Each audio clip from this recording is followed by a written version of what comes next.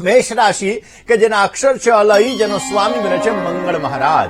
મેષ રાશિવાળા જાતકો માટે આજના દિવસની અંદર દૈનિક વ્યવહારની અંદર તમને થોડી ઘણી મુશ્કેલી રહેતી જણાશે. આજના દિવસની અંદર મેષ રાશિવાળા જાતકોએ અગત્યના કામકાજમાં સાવધાની રાખવી બહુ જ જરૂરી છે. કારણ વગરની ચિંતાથી દૂર રહેશો તો અવશ્ય પોઝિટિવ રિઝલ્ટ મળશે. આવક અને જાવક સમાંતર જળવાઈ રહેતી જણાશે અને આજના દિવસમાં પોઝિટિવ રિઝલ્ટ જોઈએ છે. તો મેષ રાશિવાળા જાતકોએ બને ત્યાં સુધી ભગવાન ગણેશની આરાધના કરવી જોઈએ. ભગવાન ગણપતિની પૂજા તમારી મનોકામનાઓને સિદ્ધ કરશે અને અવશ્ય તમને પોઝિટિવ રિઝલ્ટ આપશે. વાત વૃષભ રાશિની કરીએ. વૃષભના અક્ષર છે બવઉ, જેનો સ્વામી બને છે શુક્ર મહારાજ. સામાજિક કાર્યક્રમની અંદર આજે તમને સારો એવો લાભ મળી શકે એમ છે. પારિવારિક પ્રવૃત્તિથી તમારું મન પ્રસન્ન રહેતું જણાય અને આજે સંતાનને લગતી પ્રશ્નોની તમને થોડી ઘણી ચિંતા રહેતી જણાશે. વ્યવસાયની અંદર આજે તમને સારો લાભ મળી શકે એવા સંપૂર્ણ યોગો જણાઈ રહ્યા છે. કોઈ પણ મંદિરની અંદર દર્શન કરવા જજો, તમારી શક્તિ મુજબનું ત્યાં દાન અર્પણ કરજો, અવશ્ય આપને પોઝિટિવ રિઝલ્ટ મળી શકે એમ છે. દર્શક મિત્રો, બીજું સ્થાન વાત કરીએ મિથુન રાશિની.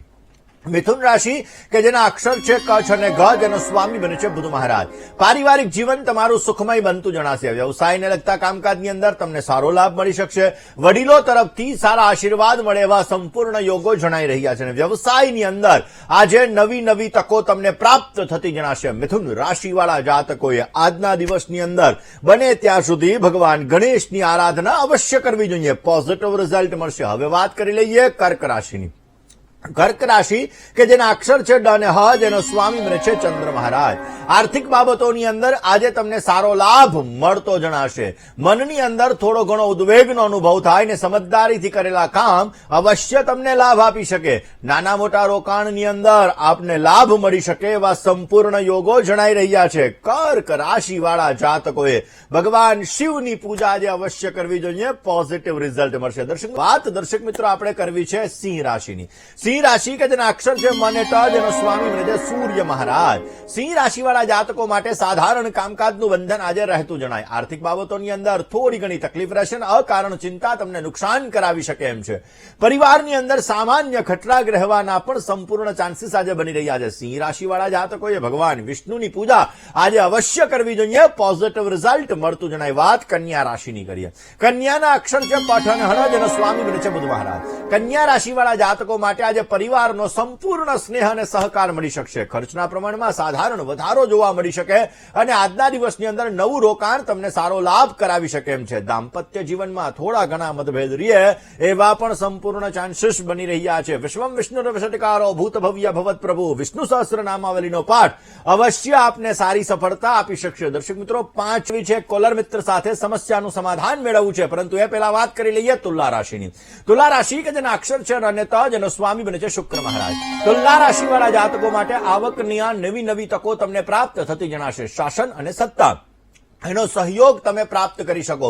માનસિક ચંચલતા ઉપર તમારે કાબુ રાખવો બહુ જ જરૂરી છે અને ભાગીદારીવાળા કામકાજની અંદર તમારે સાચવીને કામ કરવાથી તમને પોઝિટિવ રિઝલ્ટ મળતું જણાય. હિરણ્યવર્ણામ હરિણીમ એટલે કે શ્રી સુક્તમનો પાઠ પોઝિટિવ રિઝલ્ટ આપશે. વાત વૃશ્ચિક રાશિની કરીએ. વૃશ્ચિકના અક્ષર ન અને ય, જેનો સ્વામી બને છે મંગળ મહારાજ. આર્થિક બાબતોની અંદર આજે તમને સારો લાભ મળતો જણાશે. વાણી ઉપર સંયમ રાખી અને કામ કરશો તો અવશ્ય તમને સારો લાભ મળતો જણાય. અકારણ ખર્ચા સાવધાની રાખવી બહુ જ જરૂરી છે. તમારા કામકાજમાં તમને યશ, માન, પ્રતિષ્ઠા સારા એવા મળી શકે એમ છે. વૃશ્ચિક રાશિવાળા જાતકોએ આજના દિવસની અંદર બને ત્યાં સુધી ભગવાન ગણપતિની આરાધના, ગણેશની પૂજા અવશ્ય પોઝિટિવ રિઝલ્ટ આપી શકે એમ છે.